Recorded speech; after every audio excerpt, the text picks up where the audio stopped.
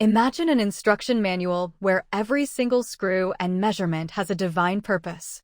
If you were told to build a physical home for a spiritual presence, where would you even start? Let's decode the heavenly blueprint. Exodus 27 doesn't start by building the outer walls or laying a massive foundation. Instead, it zooms in on the very heart of the entire operation, the altar of burnt offering. If you are going to approach the divine, you have to start at the place of sacrifice. This wasn't just a piece of furniture, it was the brutal, necessary starting point for any relationship between flawless holiness and flawed humanity. So, how exactly do you build the centerpiece of ancient worship? The specs are incredibly precise. It is a perfect square, 7.5 feet long and 7.5 feet wide. It is built with a core of ultra-durable acacia wood, but completely overlaid with heavy bronze to handle the intense, daily heat of the sacrifices. But here is the brilliant part. It wasn't a solid, impossibly heavy block.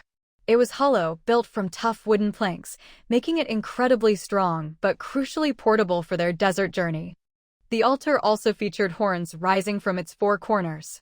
Visual anchor, a close-up graphic of an ancient bronze altar with four distinct, horn-like corners. These weren't just decorative bits glued on as an afterthought, they were forged from a single piece, making them an inseparable part of the structure. It was a completely unified system.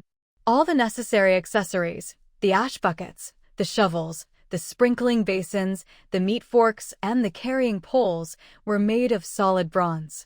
With the blazing heart of the operation complete, the blueprint zooms out to secure the perimeter. The perspective shifts from the altar to define the sacred ground itself, separating it entirely from the chaotic, everyday world of the desert camp. The scale is staggering. The courtyard is 150 feet long, which is half the length of a modern football field, and 75 feet wide. This wasn't a tiny, claustrophobic chapel. It was a major, expansive, and highly elegant rectangular enclosure designed to hold a massive crowd of worshippers. But how do you wall off a desert? The boundary walls weren't made of stacked stone or heavy wood. They were massive, billowing curtains of finely woven, highly valuable white linen. Visual anchor, a wide shot showing a massive, brilliant white linen fence standing in stark contrast to the barren desert sand. This sends a powerful theological message. The boundary separating the divine from the world isn't about brute, impenetrable physical force. It is entirely about purity and holiness. These pure white walls hung from sturdy bronze bases and were connected by precious silver hooks. Within this massive wall of white, there was only one entrance, located right on the eastern side. It was a massive, 30-foot wide opening designed to be absolutely unmissable. Unlike the stark, brilliant white of the surrounding walls, this gate was a sudden, breathtaking burst of color. It was intricately embroidered with incredibly rare, expensive threads of blue, purple, and scarlet. These were the colors of royalty and the divine, welcoming the people inside. But something was still missing. The physical structure is finally laid out.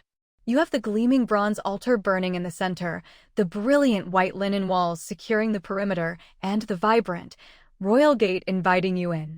It is a perfectly ordered, mathematically flawless space. But a structure, no matter how magnificent or divinely inspired, is still just an empty shell. What makes this sacred space actually breathe? What is the true pulse of the tabernacle? The final verses of Exodus 27 reveal the answer, an action that must never, ever stop. The animating force is light. The people are commanded to bring pure, pressed olive oil to keep a lamp burning continually. Visual anchor, a slow-motion, close-up shot of golden olive oil being poured, followed by a bright flame igniting in the dark. Every single evening, the priests must tend to it so it burns brightly all night long. The perfection of the blueprint wasn't enough. It required the constant, daily devotion of the people to keep the flame alive. All right, we've explored the bronze altar, the white walls, and the ever-burning light. Now, let me leave you with two questions to sit with. First, the courtyard boundary was made of pure white linen, not thick stone. Do you build the boundaries in your own life using defensiveness and walls, or through integrity and purity? Second, on one hand, you have a physical space built perfectly once. On the other, a living flame requiring constant, daily action. In your own spiritual life, are you relying on a past event, or are you doing the daily work to keep the flame alive? Take a moment, breathe, and let them sink in.